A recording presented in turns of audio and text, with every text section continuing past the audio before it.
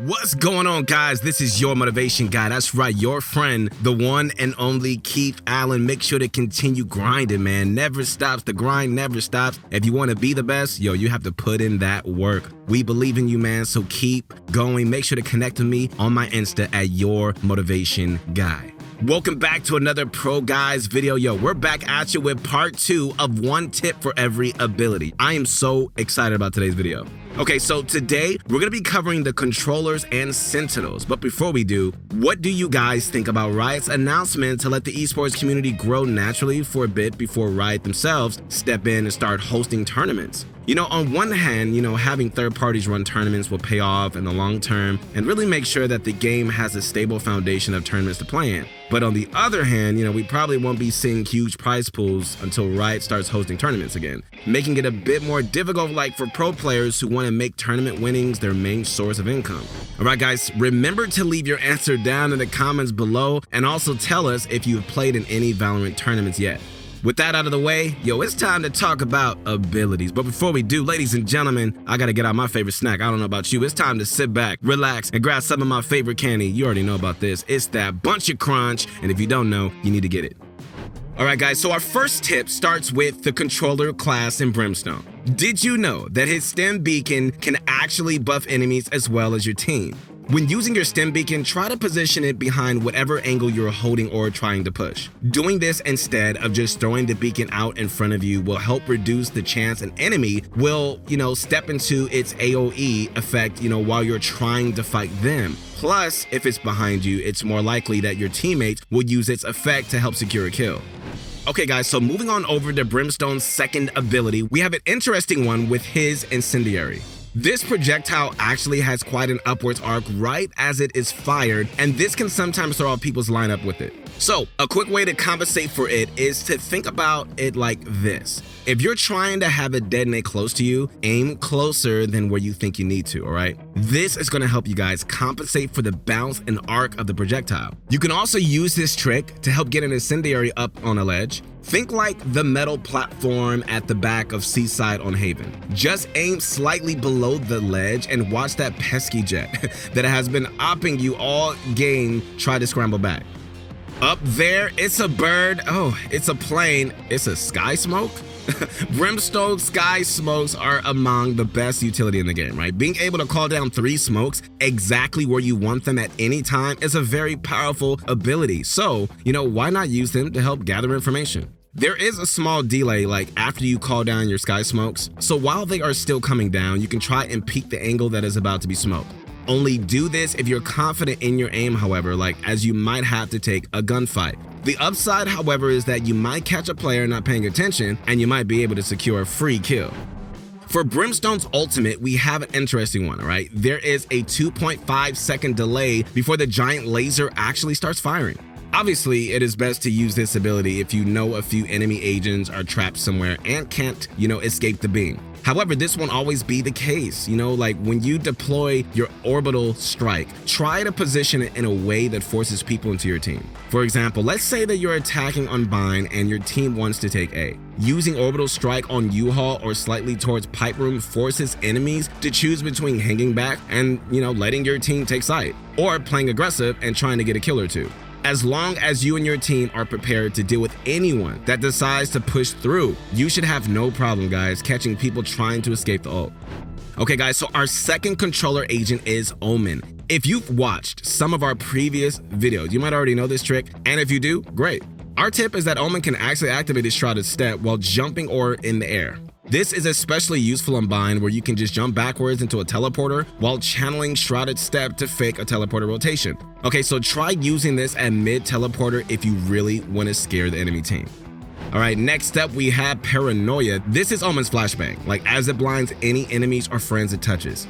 Did you know that as Paranoia travels across the map, it actually morphs in a cone shape? This makes it so much more forgiving at longer ranges, right? And you might even be able to blind 2 or 3 people standing next to each other with a single Paranoia. Mid on Split would be a great place to try this out, or head on over to Belong on Bind if you want to go for an all or nothing play. Dark cover is coming in clutch with a pretty simple but useful tip. So, if you're an Omen main, you might have noticed this already, but dark cover does not actually have a projectile that is visible to the enemy team. This means you don't need to be worried about giving away your position when using dark cover. If you think you can get the drop on someone, put down a dark cover right in front of them and just walk inside of it. You might just be able to score a free kill. If you want a decent spot to try this out, head on over to A ramp on split. You do have to wait for an enemy to push up before you can try this out, however, so come prepared with a good rifle and armor. From the shadows is a pretty simple ability. Point and click teleport anywhere on the map. When most teams hear that an Omen is teleporting, they immediately check their back. Maybe even have, one player rotate the spawn to clear it. This is where our experts' tips come in, man. If you've got spotted while playing Omen and have from the shadows available, consider maybe teleporting in place or around a nearby corner. Most likely the enemy team will think that you teleported behind them or to the other side of the map, and you might be able to secure a free kill if they get too cocky and trying to clear the area where they originally saw you. Sneaking around in the grass, it's Viper. So Viper's Snakebite actually has a pretty interesting hitbox. Snakebite actually won't deal damage to you if you are a certain height above it. Riot actually increased this distance in patch 0.50 to make it harder to avoid damage from this ability. But if you really need that extra health, you can always try bunny hopping through it. So you gotta be careful though, as I'm sure most of you guys already know, jumping and shooting is a really big no-no. So just be careful before you commit to try and jump through a snake bite to save on a little HP, because you might end up losing all of it to a single bullet. Alright guys, so Poison Cloud is up next with a neat little trick that might help you secure ultimate orbs a little faster. Viper's Poison Cloud can be picked up off the ground while still active, and after picked up there will still be some poison that will linger for up to about a second before disappearing. I know a lot of people that really like using this trick on bind to secure the orb be long by grabbing your position cloud, and you still could have time to retreat safely. Though you can just use this trick or pick up your poison cloud from a heavily contested area, and try to get away before the poison falls. Viper is a character with a lot of tricks, and her toxic screen is no exception. There are a lot of really useful lineups you can learn for toxic screen. But personally, I really like this one on bind. Find the third wooden beam in A short and just line it up with the gap in the leaf close to it. Then once you have that lined up, look at the tip of the branch in between the two power lines. This should give you guys a really nice setup that will cover half of the site and up to heaven. Make sure to use your mini map to help with the lineup if you're having trouble. Okay guys, and lastly, to round off the video, we have Viper's Pit. A lot of Viper's players we've seen in games seem to struggle to know when to use their ult. If you feel like that is you, fear not guys, because sometimes you need to be proactive with your ult and not reactive, right? For example, if you notice the enemy team always manages to take control of this same site over and over, try using Viper's Pit at the beginning of the round to try and deter another attack on that site. You might be able to throw them off for long enough to secure a kill or two and hopefully bring your team back into the game. Okay guys, so now that we're done with the controller agents, let's talk about the supportive agents. We of course are talking about Sentinels. Our first Sentinel agent is our favorite person. Okay, I mean robot. Cypher. Starting with his trap wire, I've seen a lot of Cyphers in games not knowing how to properly position their trap wires. The trick is to place them just high enough that enemies can't jump over them, but not high enough that they can't, crouch under them. There is a sweet spot right around mid-waist. This way, even if an enemy sees the trapwire before they trigger it, they have to choose between destroying it and alerting you to their presence anyways, or choosing a different route to their objective.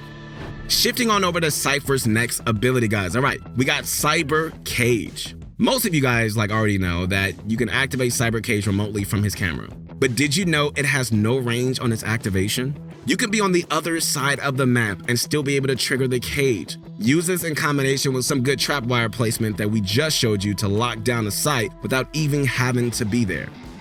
Alright guys, as promised, next we have Cypher Spy Cam. So, most people know that, you can use Cypher Spy Cam to hold an angle or cover a dangerous line of sight. But did you know that it is also a very good baiting tool? If you don't already have a good spot in mind for your camera, just try saving it and deploying it in heavily contested areas only to instantly recall it. This will hopefully bait 1 or 2 people into trying to shoot it, giving you and your team information as to where they are. The true trick is mastering your timing to save your camera from being destroyed, still giving you information as to the whereabouts of enemy players, while only taking a 15-second cooldown instead of the 45-second cooldown from the camera being destroyed. Alright guys, so last but certainly not least, we have Cypher's ultimate Neural Thief. This is a pretty simple point and click ability that, after a short delay, reveals all enemies for a split second on you and your teammate's screen. Since it is such a simple ability, our experts were not able to find one huge tip to share with you guys, but they do have two smaller tips to share. First is that, if you die while Cypher's hat is still scanning a body, it will cancel the ultimate and you will lose all your ult charges, so play safe while using it. All second is that scanned enemies also show up in your minimap and linger as question marks. When in doubt, check your minimap out. Alright guys, so the last agent in the video, but maybe the most impactful, we have Sage. Okay, we're gonna start things off with her barrier orb. Check out this really interesting Reddit post from user u/Macladoke. You can use Sage barrier orb in the shooting range to create complex and interesting shooting galleries that should help give a major boost in your aim. Just set the bots to strafe mode and place some barriers down however you want it, right? If you want to see the original post, we'll have the thread linked in the description below if you want to check it out for yourself. Alright guys, so up next we have Sage's Slow Orb. This is a pretty simple ability with not much going on, but it does have one weird quirk unlike anything else in the game. With most other AoE abilities like Phoenix's Hot Hands or Brimstone's Incendiary, the damaging part always tries its best to be a circle or round shape if the area permits it.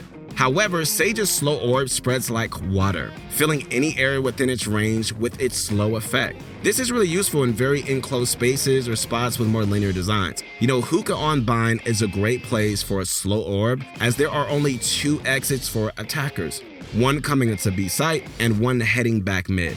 If that area is slow, the attackers have to make a decision and stay put and let the defenders rotate, trying and push into site while slowed or try and retreat while slowed. If you're a defender planning on trying this out, we recommend sitting here so you can see the attackers' heads as they try to move inside Hookah. Okay, so now into one reason why people will use voice chat in our games: Healing Orb. Healing Orb is once again another pretty simple ability, but it does work in an interesting way. Healing Orb doesn't have a limit to the amount it can heal, it is limited by how long it can heal for. When Sage uses her Healing Orb, a timer starts at the bottom left of, whoever is being healed. The orb will continue to heal for as long as that time is active, but, getting shot or taking damage will prevent healing for 2 seconds. So our experts recommend making sure both you and if you're healing a teammate, them too, are in a safe location before committing, to heal, or you might accidentally end up wasting it. Lastly, for Sage we have Resurrection. After a short delay, revive a teammate, pretty simple.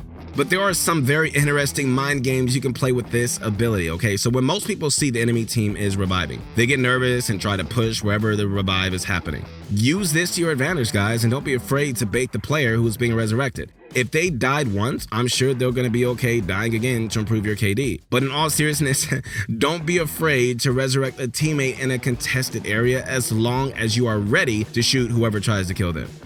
Alright guys, once again, this is your motivation guide. That's right, your friend, the one and only Keith Allen. Make sure to connect with me at your motivation guide. Alright, this wraps it up for our final part of one tip for every ability in Valorant. Don't forget to subscribe so you can be around for all of our future tips and tricks and guides. Also, don't forget that we just launched Valorant coaching on our website, so head on over to ProGuides.com to check it out. Alright guys, we'll see you later. Peace.